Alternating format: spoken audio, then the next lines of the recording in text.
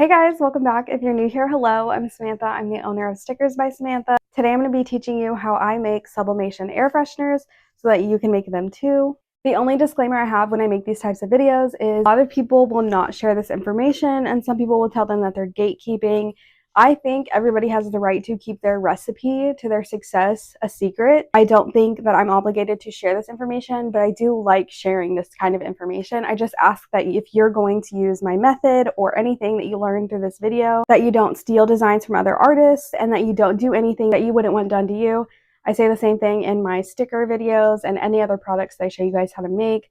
I'm not showing you how to make this so that you don't purchase from other artists. I'm showing you so that if you want to start your own business and you don't know where to start, hopefully this can help you. So if you do find this video helpful, I would really appreciate if you checked out my shop or you liked this video or subscribed for more videos like this. And if you leave me a comment and let me know that it helped you, I would really appreciate that.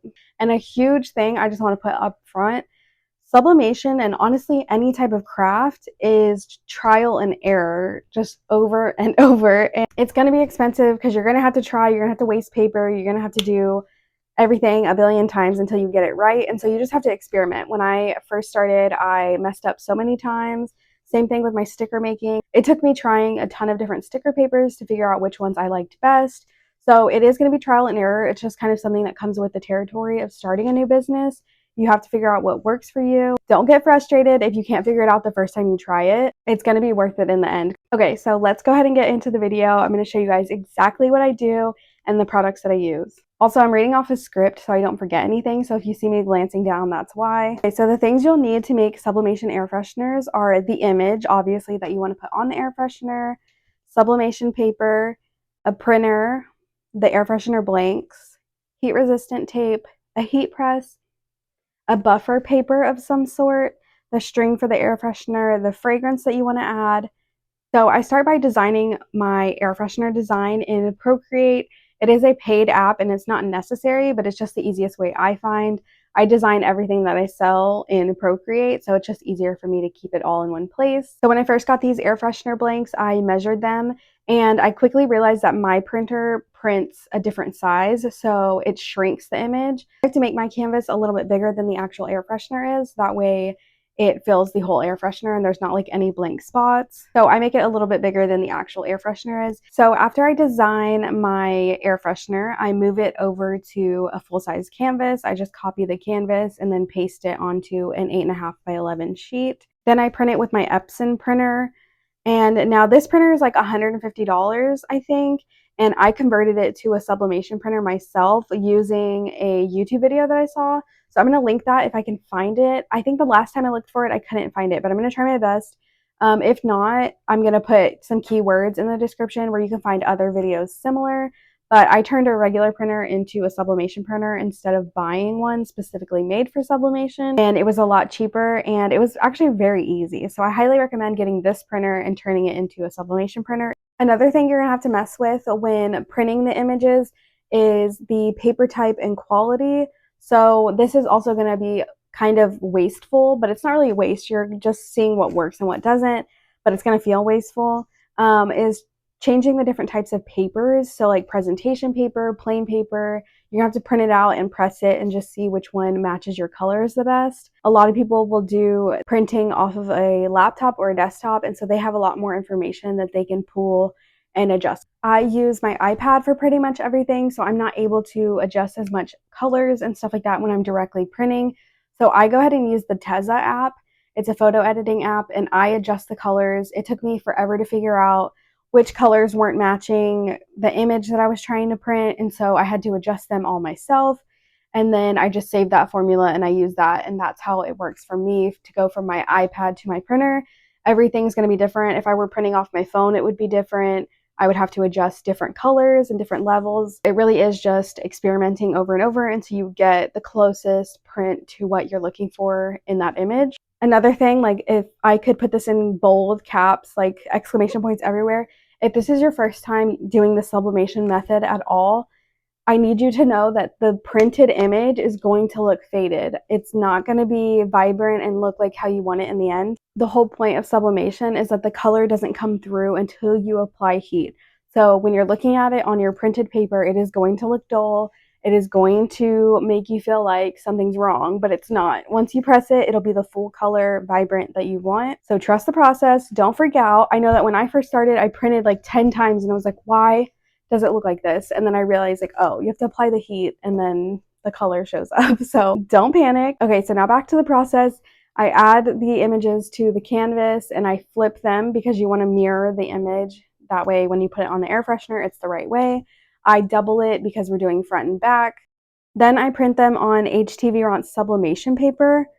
Also, none of this is sponsored by any of the products I'm showing you. I do have them all linked in my Amazon storefront, and I do make a small commission with no extra cost to you if you do click through my links. So I really appreciate if you do, but I'm not being paid by any of these companies like to make this video. And I've tried a couple different sublimation papers, and I even think I have another one linked that I like. But I feel like the HTV really just gives you way more payoff than any other one I've tried. So once they're printed, I use a paper cutter to cut them, but you can obviously just use scissors. You don't need this. I do think it saves time, but it's not necessary.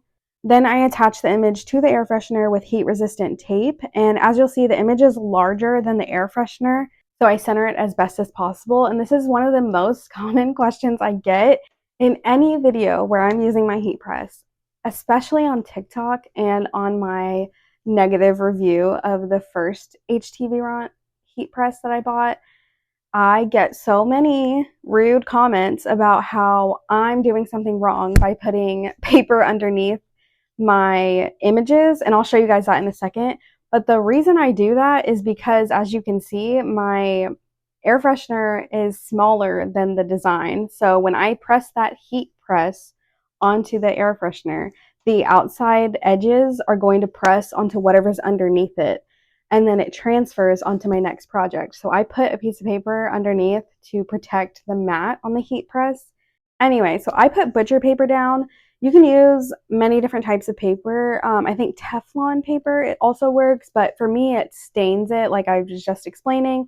And so I needed something that was not permanent. I needed something that I could get rid of. So this is like the one thing that's super wasteful in this process, but I try to reuse each sheet as much as possible without getting any sort of transfer onto new projects. The first butcher paper that I tried was thick, and it was like the kind that actually is wrapped around meat when you buy it. I think it worked great. I just wanted to try something different the next time because it was a roll and I hated having to cut it to the right size. So I got these pre-cut sheets, and those are linked in my storefront, and I use those now all the time. They're so easy. They're already pre-cut. They fit perfectly on my heat press and they do the job perfectly. Okay, so then I set the temperature on my, well, I set it before I get started so that it can heat up, but I set the temperature on my heat press. Everyone's blanks are going to be different unless you're buying the exact ones that I buy. So definitely check your packaging. I know some people will order from a website and it won't come in the packaging like the temperature they should press at. So definitely check like the product description online where you bought it from and see if the information is there, because you want to make sure that you're pressing it for enough time, hot enough, and with enough pressure.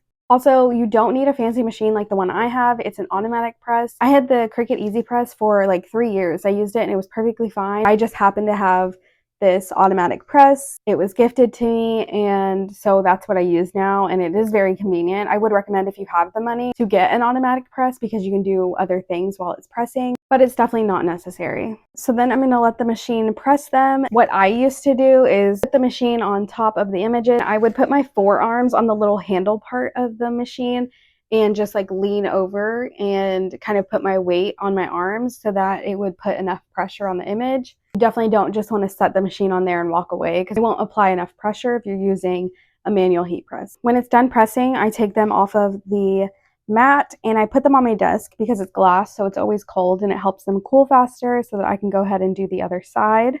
So then I just take the images off that have already been pressed and I tape the new image on the other side and repeat the process. Then most of the blanks that I've seen come with string already, but if you don't, you want to get an elastic string so that people can stretch it over the rear view mirror, or if not an elastic string, some sort of string that has a clasp. That way they can undo it, put it around their mirror. So I bought a separate string, but it's just like an elastic bracelet string, I think. So you're just going to put that through the hole of the air freshener and then tie a knot so that it stays together. And I recommend going out to your own car and measuring the length that you want it. And then I use washi tape from my friend Kristen. I'll tag her down below and tag her Etsy shop. She has many different washi tapes, and I just use one of them that I have and keep the measurement of the string. That way I don't have to remeasure every single time. And the great thing about washi tape is it doesn't leave any residue, so I can put it on my desk and then lift it and put it back on this little box that I have. And this just makes cutting the string to the right size go so much faster. And that's how I make sublimation air fresheners. You can stop there, or I'm going to show you guys how I do my packaging because I get so many compliments on it. I almost forgot the most important part, the fragrance. So you can do this many different ways. I've seen some people use like a little test tube. No, that's not the right. A dropper. People use a dropper with the fragrance inside of it and put it around the edge. I tried that the first week that I sold them, or I think it was just the first day, and I didn't like it, so I switched over to a spray bottle. So if you're just making these for yourself, you can use your favorite perfume, your favorite room spray, whatever it may be, and just spray the air freshener yourself and keep refreshing it as you need. Or if you're selling it and you want your customers to have the fragrance, you can apply it before you ship it to them or give it to them. I put them in spray bottles. These are the spray bottles that I use. I put the fragrance that I use in there, and that the fragrance is something I am going to gatekeep. I used to have a candle business. I fell in love with all the fragrances that I used to use, and so that's kind of what inspired me to start doing the air fresheners. But you can find fragrances online super easy. So I just use that and a base. I put it in a spray bottle and put it in the packaging. That way my customers can apply the fragrance whenever they want. And I have found this makes it so much better for my customers because they can order a custom air freshener as a present months in advance and the fragrance will not run out. Okay, so now onto the packaging. So I use Vistaprint.com to print my thank you cards, to print everything, honestly. And so I get a 4x6 postcard and I do 2 to a sheet. I designed these hang tags on Canva. So I just put air freshener on one side with my business website and name.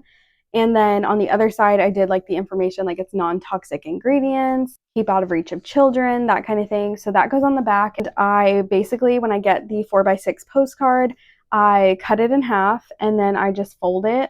I add 2 lines of like this adhesive roller tape on it. And then I attach it to the cellophane packaging that came with my air fresheners.